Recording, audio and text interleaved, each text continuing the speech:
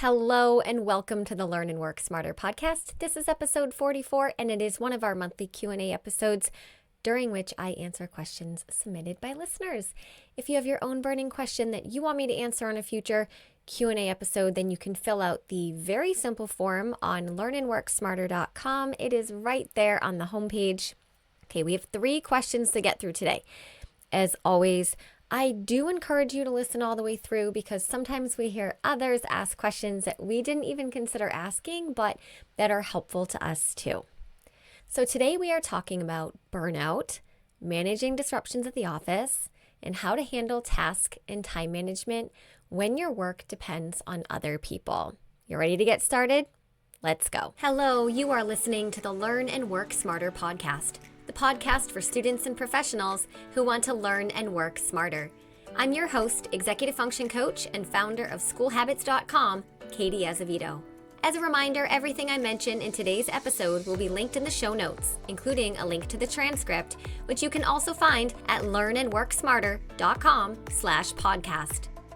All right, we are going to jump right in with question 1, which I am going to read. I have it right here in front of me. The listener asks, how should I regain my passion I once had in studies if I am currently in a burnout?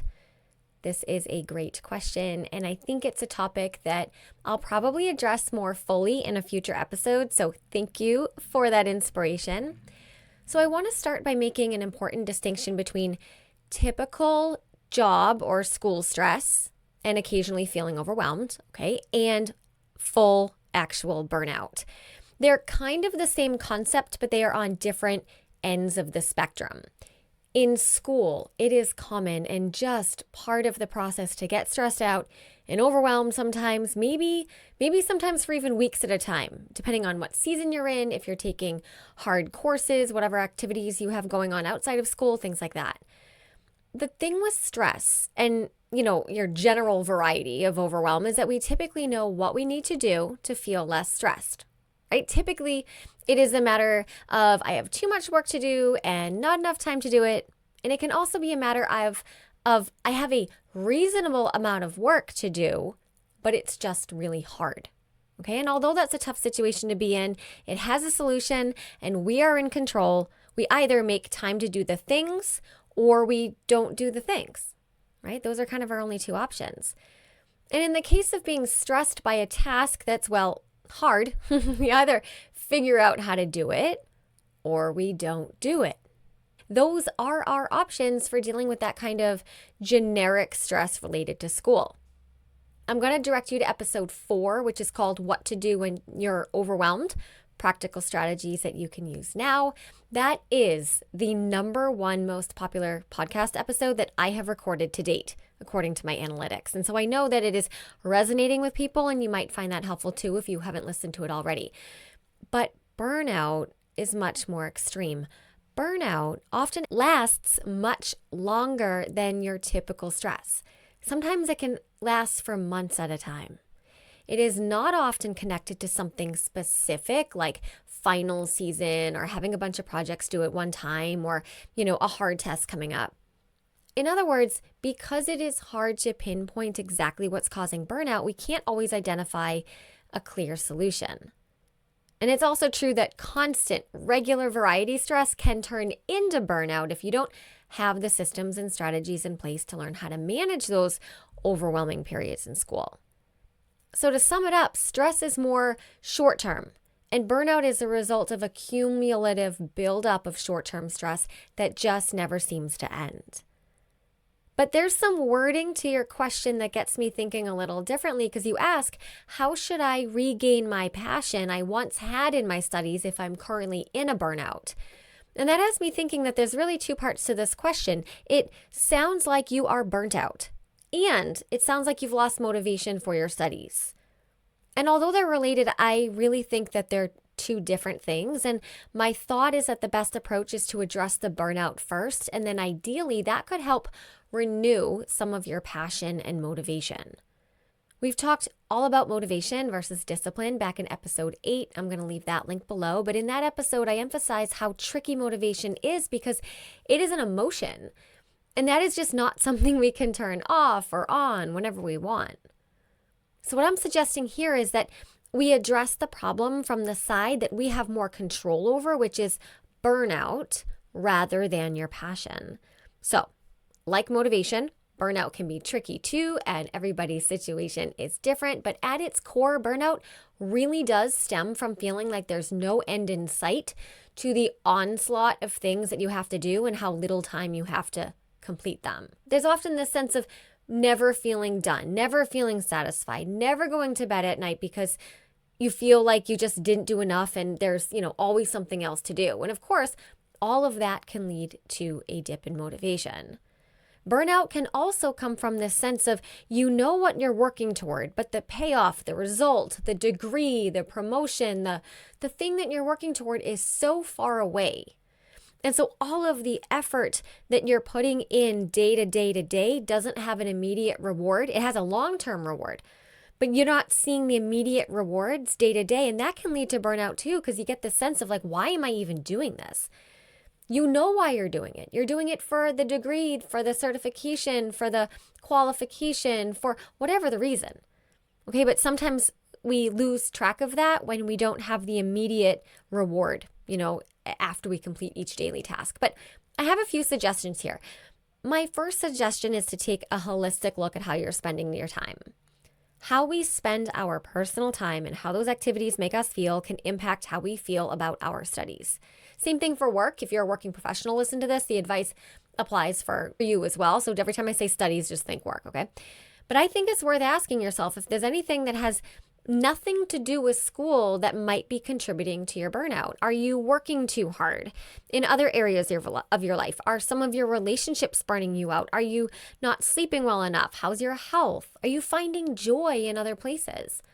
The answers to these questions matter because they could be contributing to your feeling of burning out. Now, another strategy I want to advise is to practice deliberate rest. I know that binge watching TV or losing yourself in your phone can temporarily make us forget about our stress, but those activities are doing nothing for our burnout. There's a case to be made for deliberate, high-quality, restful activities that don't have anything to do with school, but that help rejuvenate your body and mind. Now, I'm not talking about rest like, napping, okay? If you want to nap too, but that's not what I'm talking about. But getting outdoors more, exercising, service to others, maybe pursuing a hobby that truly fills you. These aren't luxuries. They're essentials. All right, now on to some more practical strategies. I think that you would benefit from creating a weekly routine that is sustainable. When we use time management strategies like time blocking, we can build in deliberate chunks of rest and breaks into our day. Time blocking also gives our tasks clear beginnings and ends, which can make them seem more doable. Because if we sit down to a work or study session without a definite stopping point, we can easily become overwhelmed, and time blocking can help here. You may also need to consider if you are maybe doing too many things. There's a very real possibility that will present itself if you do a time assessment.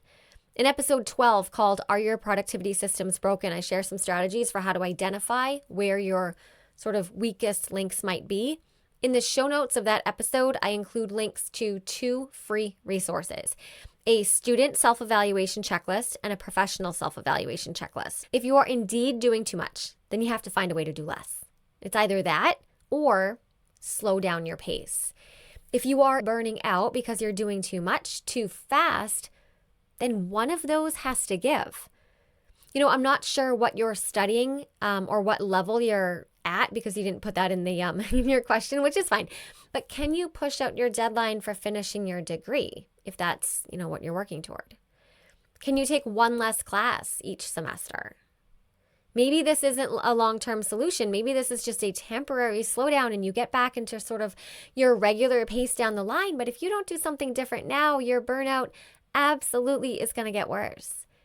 Right? The idea is that if you approach your burnout recovery from a place of a non-school related perspective, so that means engaging in fulfilling activities, prioritizing self-care, exercising, eating well, and then also approach it from a utilitarian, pragmatic, task and time management perspective, which might involve time blocking and slowing down your pace temporarily, then your burnout might begin to fade and some of your passion might come back.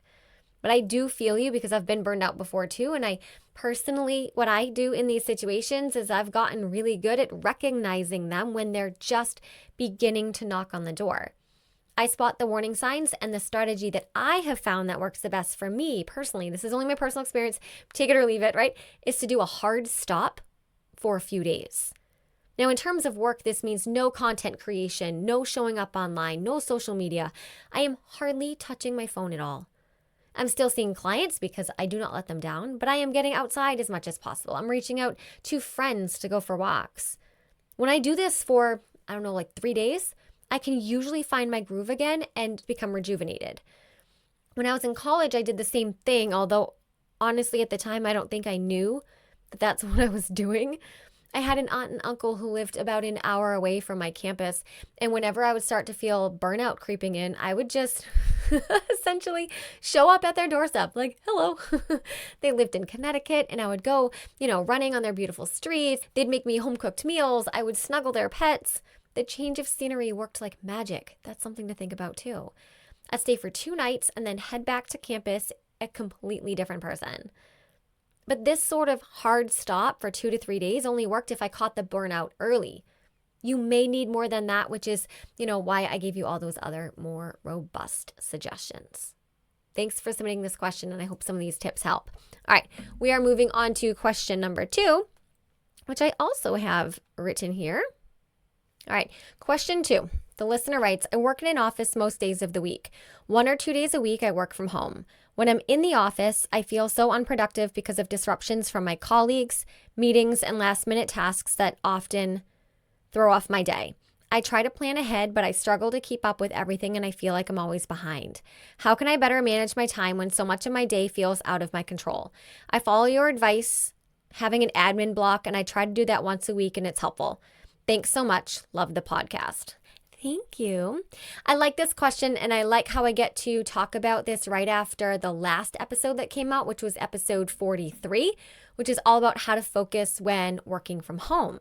Your question is kind of the opposite of that, how to focus when working at the office. And I think that your situation is very real because for many people, focusing at home is the easy part. But it's the chaos of the office that makes it hard to work. So a couple different strategies you can try. First and foremost, I think it might just be that the 1 or 2 days you work from home are the days that you plan to get most of your focused and cognitively demanding work done. You didn't say in your question what type of work you did, so I'm going to be hypothetical in my example, but let's say that every week you need to create some kind of report to share with your team. And let's say this report takes hours to prepare. Okay, well then when you're doing your weekly planning, this would be a task that you intentionally plan to do on the days that you are working at home. In episode 21, which is called How to Plan Your Ideal Week, in weekly planning tips, I give you exactly how to plan out your week in advance so that you know what you are doing and when you're doing it. That way, if you know you're going to have time on Tuesday and Thursday, let's say those are the days that you're working from home, to work on your weekly report, your expectations for how much time you'll have to work on that report at the office will be more realistic. You'll resent your colleagues less for popping over to your desk, right?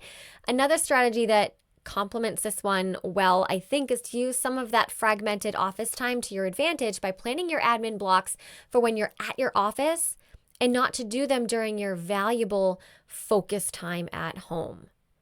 Okay, if you're listening to this and you aren't sure what an admin block is, listen to episode 3. It's called What's an Admin Block and Why You Need One for Productivity.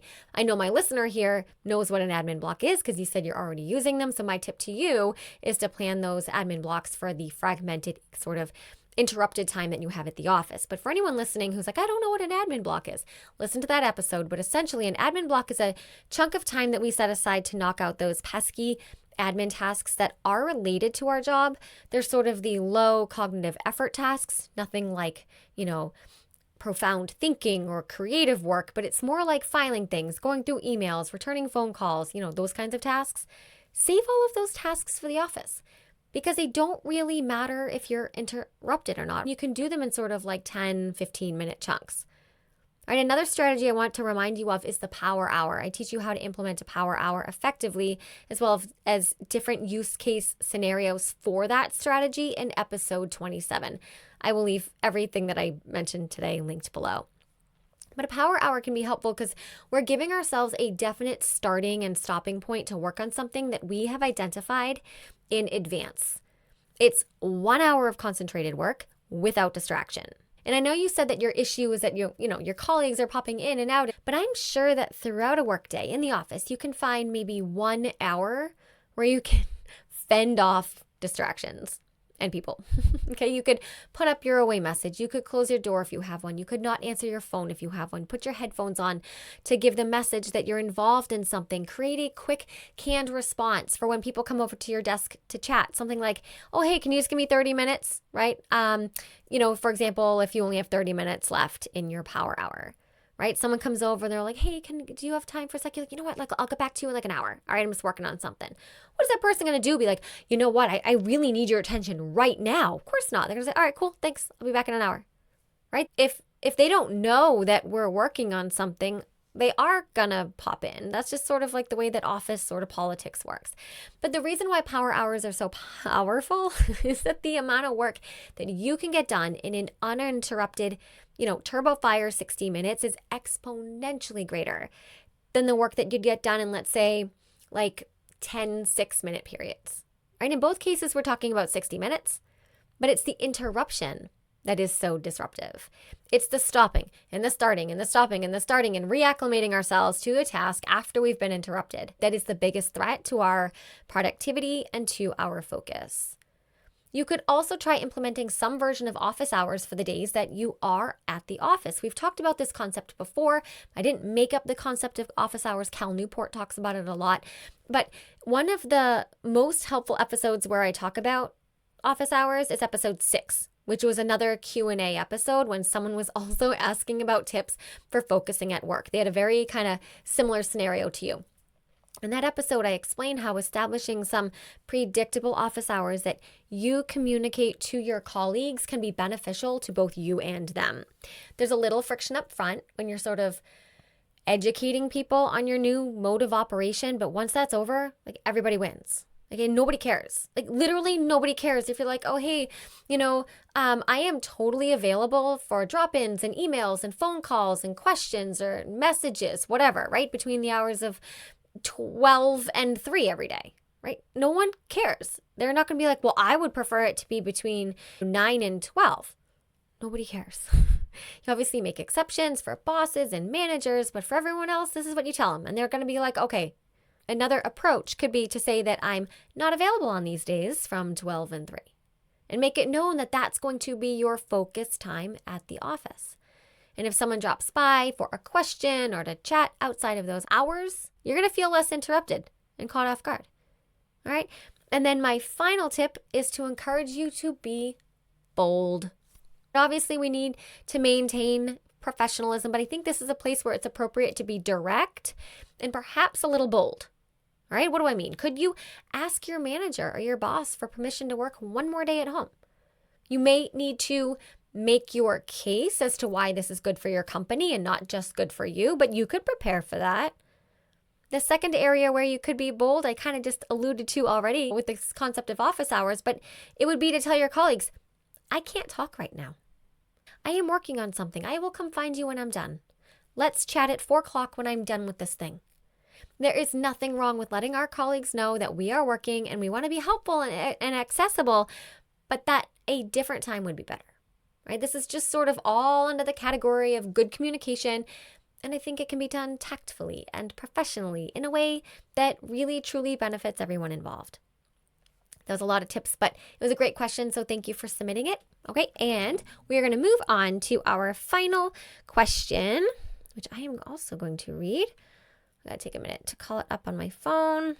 Okay, this listener writes, how can I implement time management, task management, and organization of my client work? I am a bookkeeper. When I am continually waiting on the client to provide me documents or information I require to complete what I need to do for them. Example, I have one client. His month was September. He has only provided me with the first 3 months of information, and so that is not complete.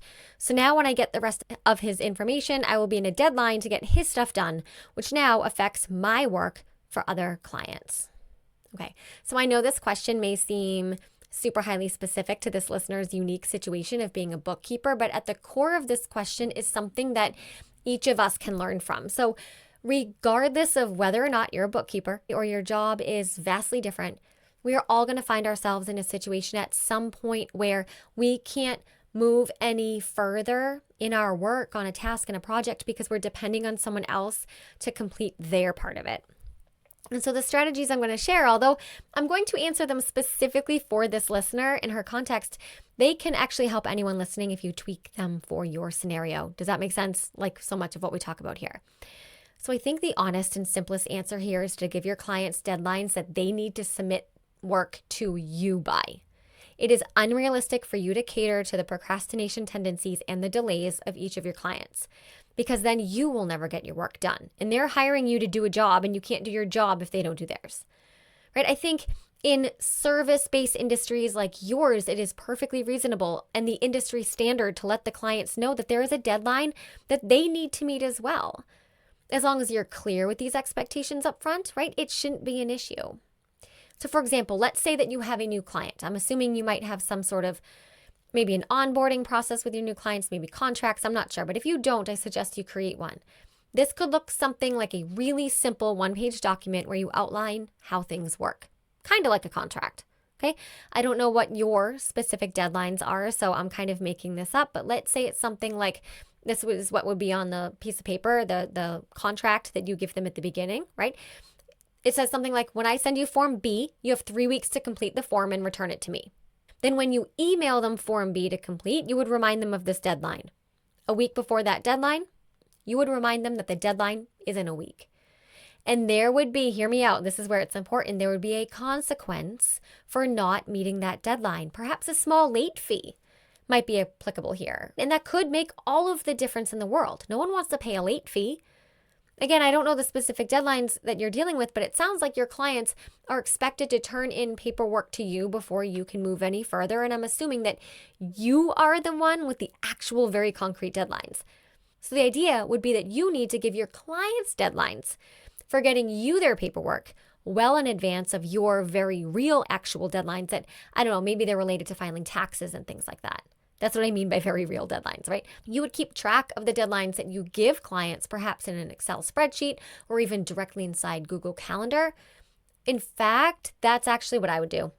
I think I would use a digital calendar, right? Because then you can set up reminders. You could create email templates for yourself to make it easier for you to email your clients reminders of these deadlines. So for example, you could create, a simple email template for their first reminder, for their second reminder, for their final reminder. In the email template for the final reminder, you would also remind them that there will be a late fee if they don't meet their deadline. And honestly, I think your clients would appreciate this structure. People like to know what's due. They like to know when it's due. And they like when that structure is enforced because it removes any decisions that they need to make. To any of your current clients, you could send an email saying, going forward, this is how we're going to work, right? I honestly don't think that you are going to have any trouble at all implementing this sort of like deadline and late fee system for your current clients, and any new clients you take on are going to have nothing to compare it to. So you have nothing to complain about. This is how businesses work. This is how client work works. I'm in a client-based business too, right? And I can't be taking last-minute requests and be expected to drop everything because someone was late getting something to me. Businesses don't work this way, and I don't think that you should have a second thought about it at all. All right, so get clear on what your very actual real deadlines are, and then backtrack from that very real deadline. What's a reasonable amount of time that you would need to prepare for that final deadline? What's the deadline that you need all of your clients to submit their work by? And then tell them that. And give them a couple reminders to be professional and friendly, okay? And then tell them that there's a late fee if they don't meet that deadline. And make it a reasonable late fee, but one that's kind of stings enough, like that they are going to, get their act together. Make yourself email templates so you don't have to reinvent the wheel every single time you're sending out these reminders. Put it in a simple one-page document. Send it out to all your new clients and to your current clients, saying, hey, just a few updates. This is how we're going to run business from now, right? I think you'll be fine.